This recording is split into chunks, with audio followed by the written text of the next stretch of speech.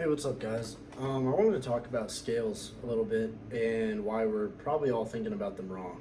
I was watching this Guthrie Govan video the other day, famous guitar player. He's amazingly good if you guys don't know who he is. And he was talking about how if you wanted to write a great poem, you wouldn't sit there and type the alphabet over and over again. You wouldn't type A, B, C, D, E, F, G, A, B, C, D, E, F, G, A, B, C, D, E, F, G, and then expect to produce a great result. In the form of a story or literature. He related it to guitar in the way that people just sit there all day and go,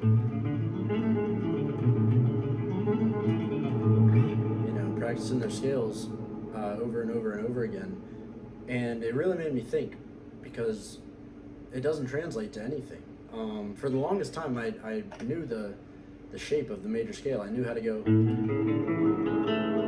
but I had no idea how to apply that over a major chord progression. And same thing if if you just started learning and you're learning the minor pentatonic scale and you learn, it doesn't really help if all you can do is go. It gives you a bass line, which is great. But what's more important is being able to apply that and form sentences and concepts. So what I wanted to bring up, along with Guthrie's idea, is the idea that everything you play should be attempting to convey a concept. For guitar, it has the power of giving us imagery in our head, just like words do, in the way that when you hear Cliffs of Dover, you imagine something, or when you hear Voodoo Child, for me, it sounds like the sky is ripping open. There's a ethereal concept to some of these songs and some of the things being played. So try with anything you're playing to build the imagery and the concept in your head, and then sort through the notes and through the scales and up and down the fretboard until you find the best way to convey that. So for example, if I was just going to play a few chords,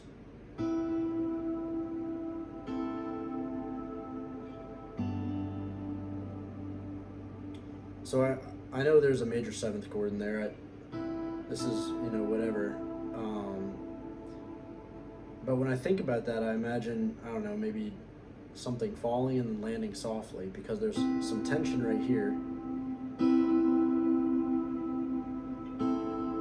That's it swooping back down calmly.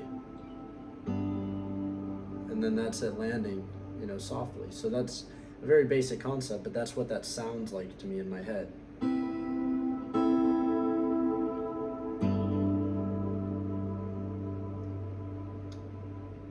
When you hear something, more along the blues lines, where you hear something like this,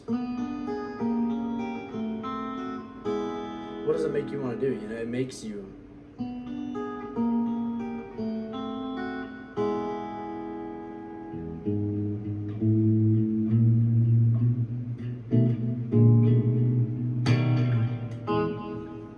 it gives you that concept of that blue feeling, that heaviness that might go along with it. So that that's all this stuff is it's all concepts. It's imagery and imagination, and you want to portray that the best you can to the listener or to yourself. When you hear another chord progression, so let's say like the little second part of Stevie Wonder's "Isn't She Lovely," so.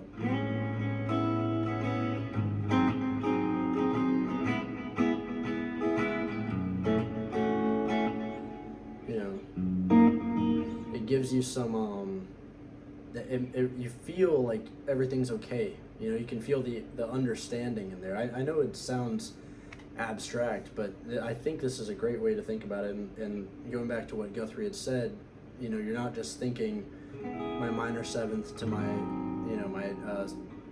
my G sharp 7. You're not thinking in scientific order. You're thinking of a concept and how to portray that. So this is very delicate.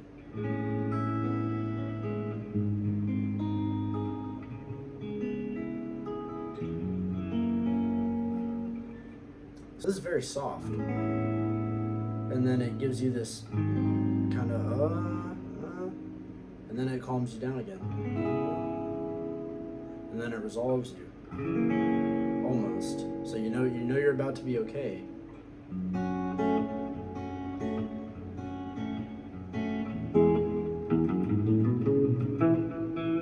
Or whatever the lick is, but I don't know. I hope that makes sense. But yeah, I'd maybe recommend trying to portray a concept. And anytime you go to play or solo or write a song or anything like that, think about what imagery, what movie is playing through your head at that time. Um, when you hear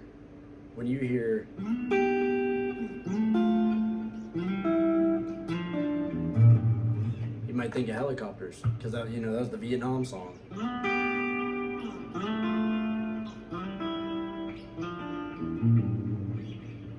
Or when you hear Freebird, you can literally hear when the bird takes off in the song. Um,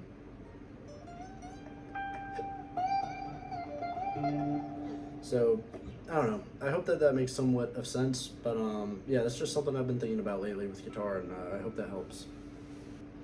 Thanks for watching, guys. I appreciate it.